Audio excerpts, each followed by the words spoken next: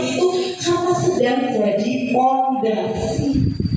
Kan sayang kalau lagi heboh banget sih anak itu bisa menyerang apa saja, kok kita kurang stimulasinya, terutama di soal pembiasaan.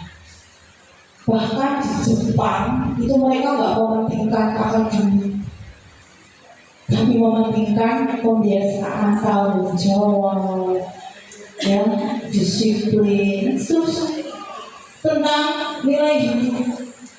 Dan ada penelitian yang menyampaikan, yang sudah ada yang meneliti bahwa anak yang bisa mengatur dirinya dari kecil terbiasa, seperti tadi contohnya gampangannya itu cuma hal-hal sepele tentang dirinya. Oh, mainan diberesin, bangun tidur diberesin kasurnya, mau bantu ibunya cuci piring, mau meletakkan sesuatu pada tempatnya.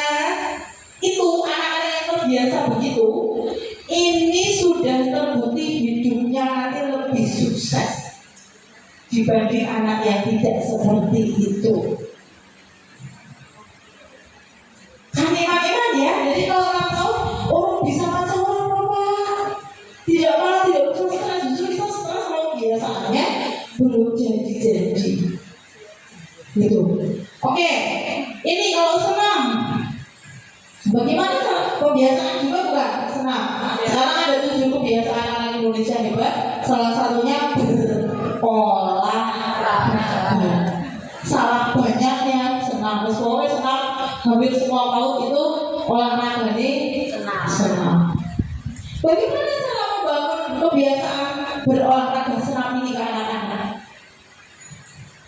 Biar mereka itu mau terus senam gitu. Senam itu semangat, bukan karena semangat. Ayo, nanti yang senam akan dapat buncung. Yang tidak senam tidak usah berlerak, tetapi kamu juga boleh senam juga. Hanya siapa yang mau ditulis bintangnya di sini? Senam. Siapa? Nah, siapa mau sehat? Sehat itu apa ya, Bu? Bayangkan anak adalah seseorang yang butuh penjelasan konkret. Seperti tadi soal nyaman, kalau tidak membereskan mainan anak tidak nyaman itu harus dikonkretkan. Kalau cuma ngobrol, anak-anak nanti omongnya kalau tidak bereskan akan tidak nyaman pokoknya. Nah, ngomong guru nih itu susah dicerna sama anak. Maka biarkan anak merasakan ketidaknyamanan. Misalnya nggak apa-apa, berantakan dulu, misalnya anak-anak tidak mau membereskan, ya. Buatlah itu jadi situasi yang positif buat belajar mereka. Biar berantakan itu misalnya saya temui di sebuah TK. Jadi gurunya ditinggal pergi sama anak-anaknya, tidak mau membereskan. Ada yang mau membereskan tapi tidak tuntas. Akhirnya benar-benar kelas masih berantakan. Biasanya secara umum apa yang dilakukan guru? Bereskan, cepet-cepetan, kosong. Kalau dibawa apa lagi kelas, harus menemukan. Terus gurunya cepat. Makanya kan guru mau jalannya apa-apa bisa ya beres-beres ya. Tapi bahaya sebenarnya. Gurunya beresin, anak-anak tahu beres. Tiap hari begitu. Susah PP-nya tercapai. Nah, waktu itu saya bilang sama gurunya, ya jangan dibereskan. Ibu Ali, tapi ini nanti mau buat makan MBG. Gak apa-apa. Gak apa-apa. Biarin. Nanti anak kita ngobrol sama anak, coba nanti anak seperti apa. Betul.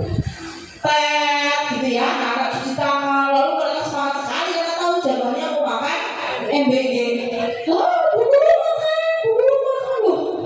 Kok kelasnya kayak gini Bu guru? Gak mungkin anak tidak komen. sempol, itu bocah alien yang saya ceritakan. Mau sempol mau alien sama aja, bocah mesti kritis mereka. Kenapa nih? Kita makanya di mana dulu? Oh kayak gini sih duduknya di mana kita di dalam bar ngecek. Ini berantakan banget guru. Kita jadi makanya begini nggak sih? Jadi terus gurunya liatin saya terus bilang lanjutin diskusi aja, alami ngomong kalau bocah. Maka si anak model dulu terus gimana? Oh iya gimana ya kita makan yang begini? Iya enak banget sih. Terus ada yang berinisiatif, kita bereskan, ini harusnya dibereskan biar kita bisa duduk, kata mereka.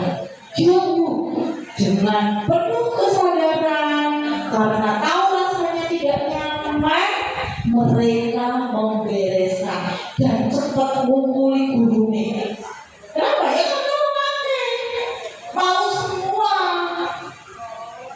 Mungkin kita bilang kan soalnya mau makan itu Bu Ani. Bukan karena diiming-imingi sama gurunya soal makan kok. Muncul sendiri, walaupun memang akan makan, tapi bukan kemudian yang tidak mau membereskan, tidak dapat pikir, nggak ada itu. Gurunya dia, dan ternyata mereka bahu-membahu cepat sekali membereskan. Saya sendiri benar kaget. Wah sih bisa banget. Dia mau datang lucu-luculan gitu. Terus saya bilang jangan berhenti. Dikencengin, saya bilang kencengin. Terus ya begitu sudah. Oh Masya Allah, terima kasih. Sekarang apa yang dirasakan? Kelas kita bagaimana sekarang? Nyaman Bu Guru, kita bisa duduk, kita bisa makan MBG. Wah alhamdulillah, ternyata harus begitu ya. Berarti besok apa yang perlu dilakukan setelah kita selesai bermain? Mungkin saya bayangin, saya tidak ngikutin hari berikutnya ya, tapi saya bayangin ya, karena anak sudah menemukan kenapannya, maka besok dia akan refleksi. Wah bukan PBG akan masing-masing ngomongin sana. Gurunya cukup diam aja, saksi pun membereskan gitu.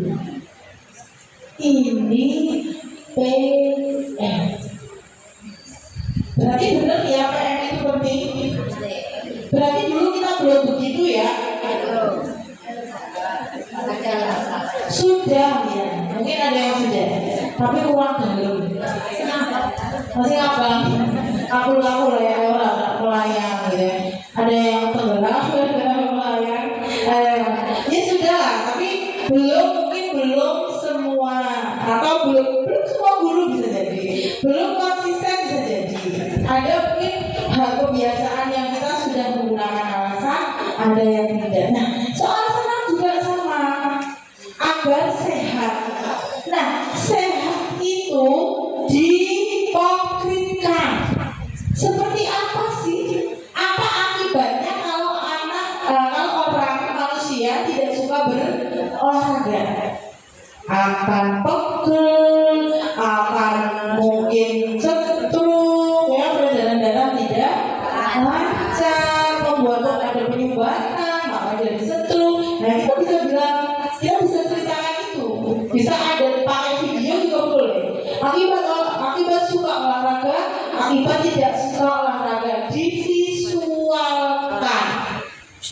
Karena sehat itu masih abstrak kalau anak tidak kita perlihatkan yang utuh.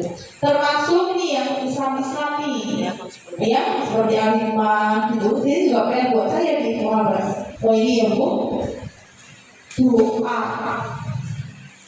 Ayo berdoa, sholat. Bagaimana ngajak anak sholat, doa yang PM? Anak tahu alasannya.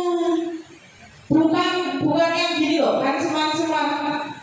Ayo berdoa. Sehingga berdoa, kaki dilipat, tangan diangkat, kepala menunduk gitu ya. Iya. Ini dua alasan harus begitu.